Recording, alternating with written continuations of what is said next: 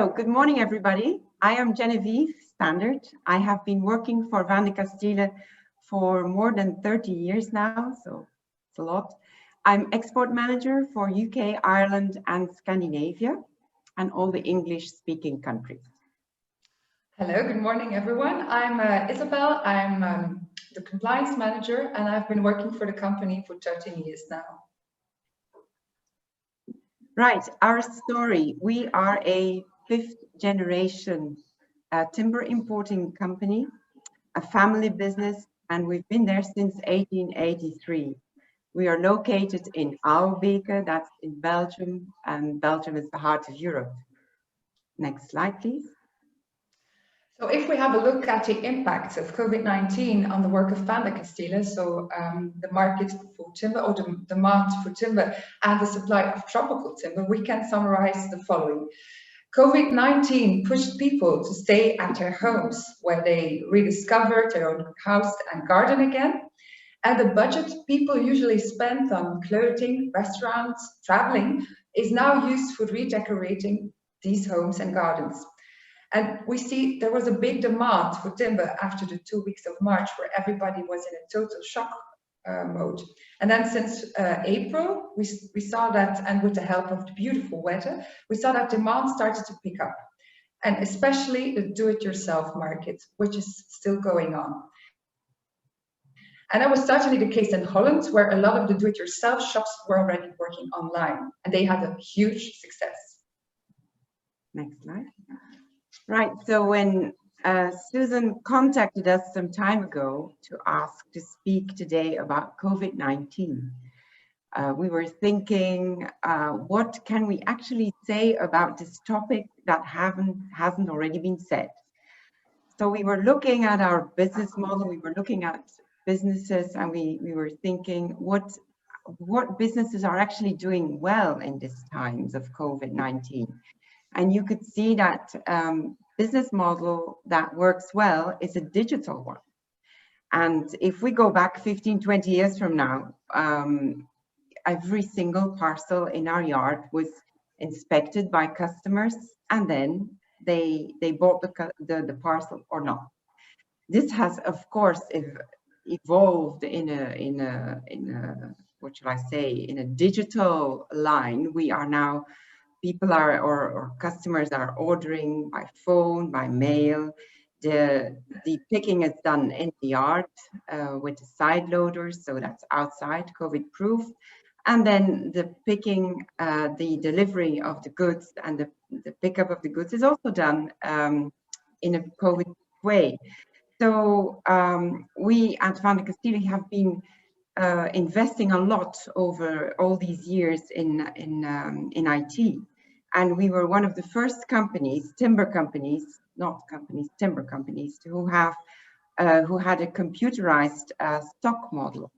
So with the digital revolution that all the business has gone through, we were in a way prepared for COVID-19. So our business model was COVID-19 proof, let's say, and it's been successful. Next slide, please. We have over 120,000 cubic meters of stock, of timber in stock, over 140 different species in a huge warehouse of 20 hectares. So when COVID-19 hit us, we did not cancel contracts with our suppliers because our business model is to keep stock for our customers. And this has now shown to be a successful approach during the last couple of months where demand suddenly is staggering. So from April to September, quick deliveries were far more important than the price. And because we did not cancel these contracts, our supply was guaranteed during this first lockdown and post-lockdown period. Next slide, please. Nevertheless, the second lockdown we are enduring right now since October is showing us the consequences of COVID-19 worldwide. Supply is getting very difficult and the prices are rising. So for example, Scandinavian Russian timbers, the new supply is very limited and demand worldwide is very high. The same story in Brazil, where COVID has hit very hard. In the first lockdown, everybody cancelled contracts, and because of fear of a crashing market, it made them stop harvesting. And then sawmills also hesitated to buy in new logs, and now there is the rainy season. So in the meantime, local and international demands kept on rising. And in terms of supply of timber, Africa seems less affected, but in Malaysia, same story, they're almost in a continuous lockdown since March. So all these factors make that timber availability will be very scarce in the coming months, and that prices will go up significantly, and that shortages will come. So in our case, we have a great strength because our stock is a buffer for exceptional and special situations like this. Next slide. So the title of our presentation is today Transition, and we at Vandecasteele have made a huge transition. We've, if you look at the last 137 years, we went from wagon maker over sawmiller, stockholder, trader to importer. For the last 20 years, yes, next slide please. For the last 20 years, we have committed ourselves to the Corporate Sustainability Charter by signing up to environmental goals exceeding applicable environmental legislation.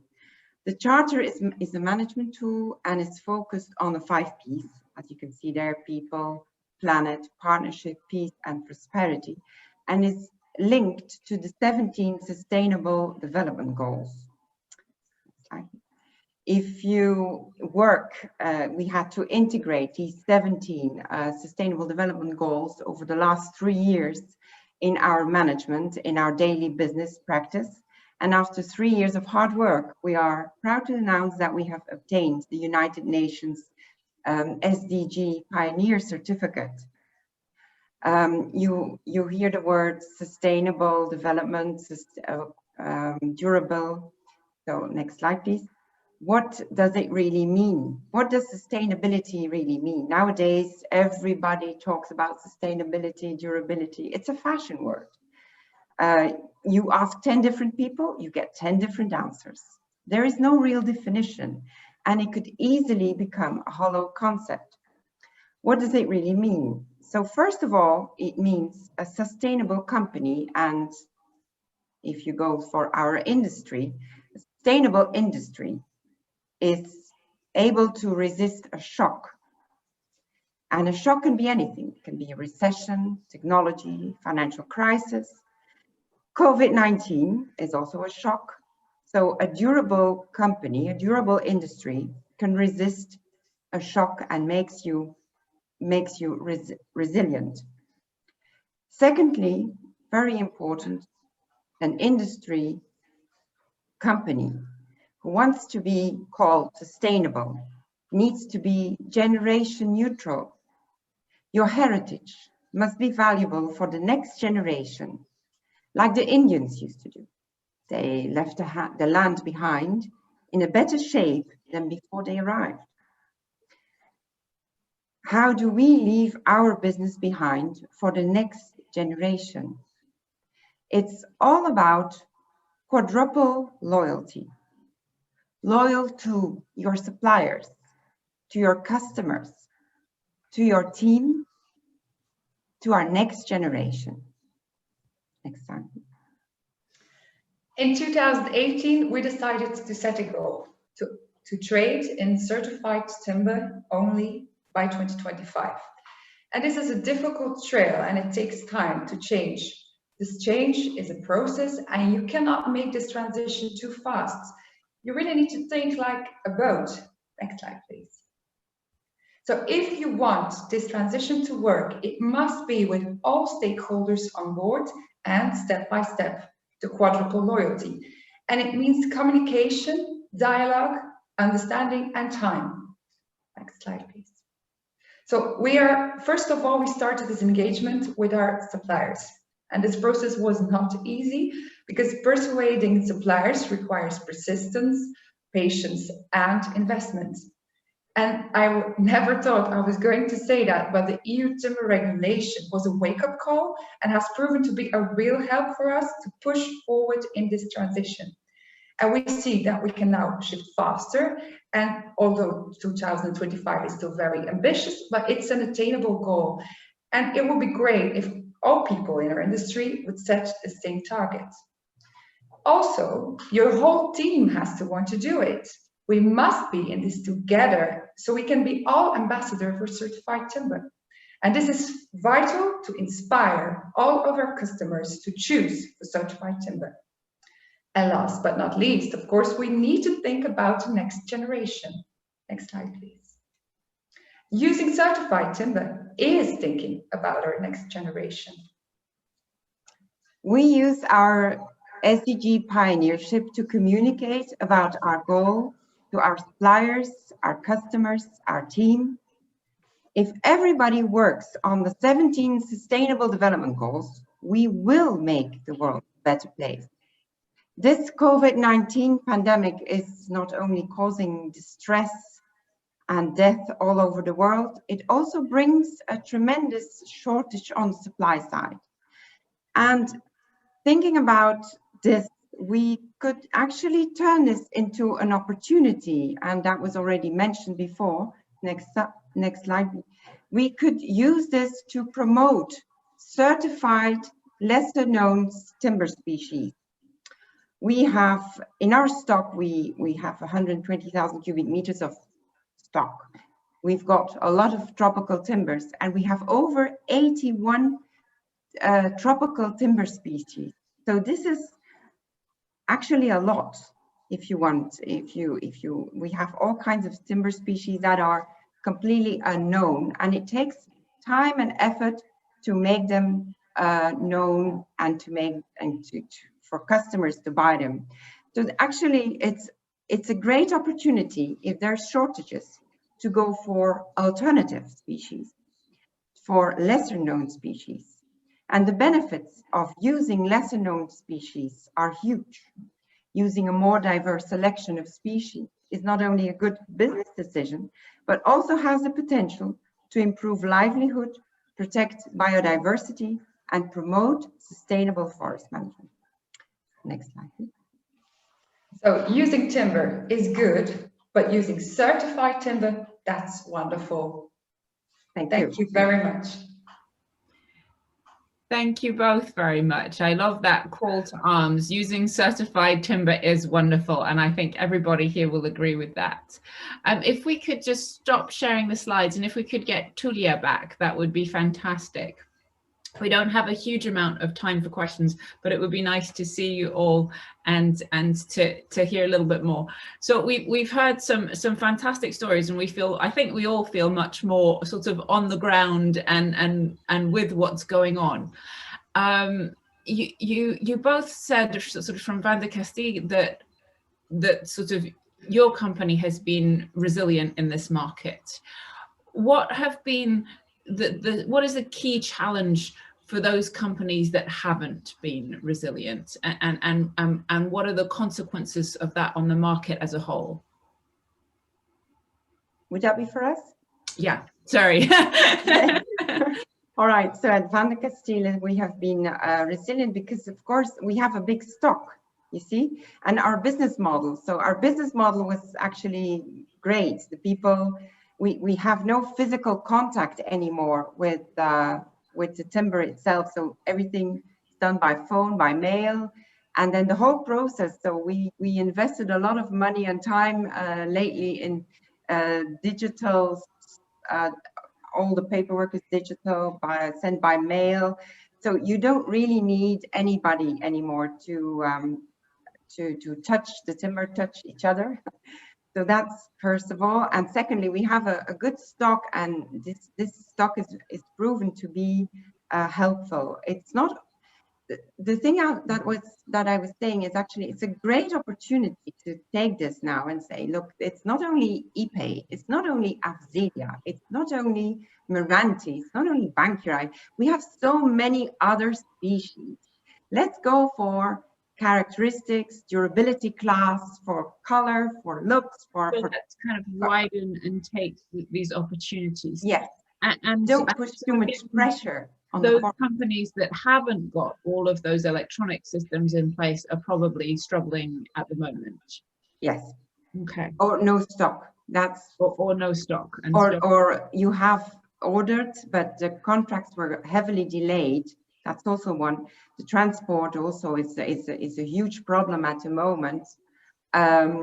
So containers are ready in the harbor to be shipped, but there's no transport modes for the moment. So it's a bit of a problem everywhere, you see.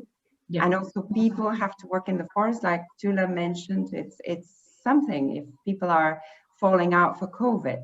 Yeah, thank you so much. So Tulia, I feel like you guys seem to have be communicating possibly even better than before with people in the forest. Is that right? And what are the key lessons? I think I'm going to ask this to everyone, but what are the key lessons, Tulia, that you as an organization have learned for the future from this pandemic?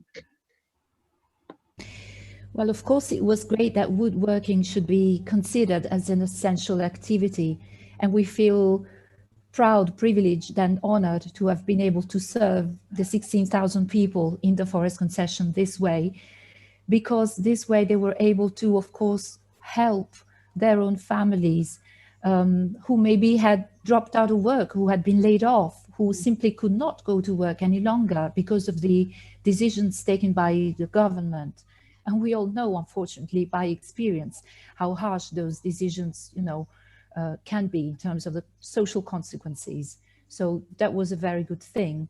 But on the other hand, I think we have realized, again, the importance of connecting with each other better, connecting to get maybe oxygen ventilators and concentrators from China, connecting with others, even from our past lives. I had basically the luck to have worked for the United Nations, and it was a very good contact of mine who gave me, the name of the person whom I could contact in China, because you can't just risk people's lives and health by maybe delivering the wrong kind of equipment, faulty equipment, or maybe not standardized. And we were resourceful, we were ingenious.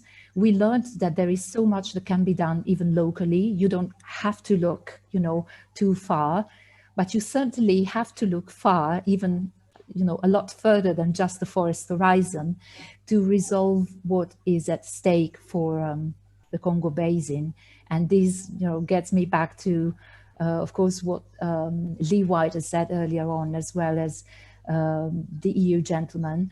If the EU is so determined to, of course, exclude any deforestation related commodity from its markets, we now have people here today from FSC. There are green lanes, but maybe those green lanes could be made a little bit more resilient, stronger.